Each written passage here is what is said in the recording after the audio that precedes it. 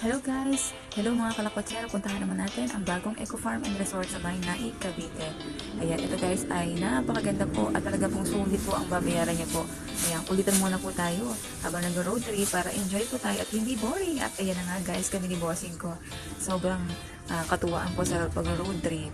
At yan guys, malapit na po tayo sa Paraiso de June, Quixote, Eco Farm and Resort. Ayan, di ba guys, sa entrance pa lang ay talaga namang pagkaganda-ganda. Siyempre po guys, ang gilid po niyan ay mga ano po, bukirin. Ayan guys, sa mga kalakotsera, sa mga nature lover na kagaya ko, ay tara na guys, pumunta po sa Paraiso de June, Quixote, sa Maynai, Cavite. Dahil araw po guys, sa Sabado kami nagpunta ni Bossing, ay nako, sineswerte naman po talaga kami ni Bossing ko dahil free entrance po kami.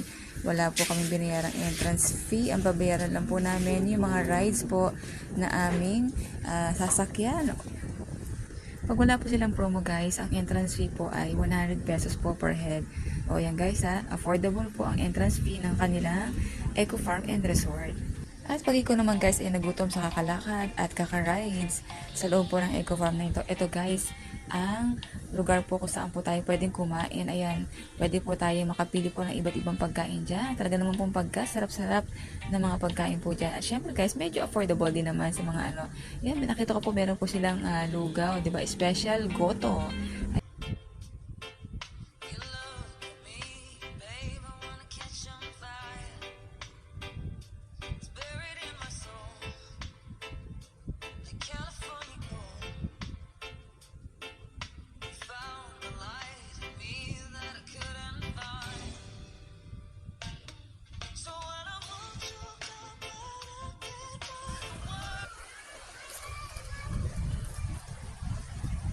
Yan, sa ilog tayo. Kaya magandang ilog na yan guys.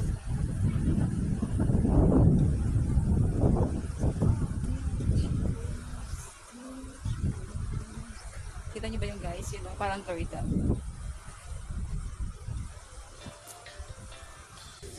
O ayan mga kalakwatsera, kung hilig mo talaga ng adventure at mahilig ka magbike, ayan subukan mo po itong bike na ito, magbike ka habang ikaw po ay pinapanood ang ilalim po ng ilog na iyan, di ba guys, na pagkaganda-ganda po ng nature. Tara guys, samahan niyo naman po akong daanan natin ang fiberglass ng tulay na ito. Tara! Ayan guys, meron po talaga akong lula sa mga height, ayan. Hindi naman ako nakatingin.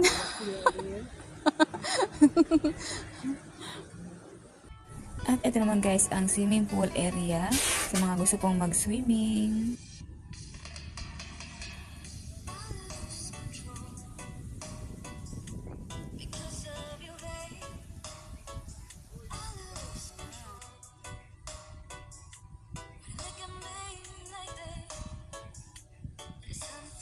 At ito mga kalakwatsera, sa mga gusto pong maging aladiwata ng paraiso na ito, subukan nyo to guys na swing na ito. At meron pang costume na talaga pong magmumukha kayong diwata.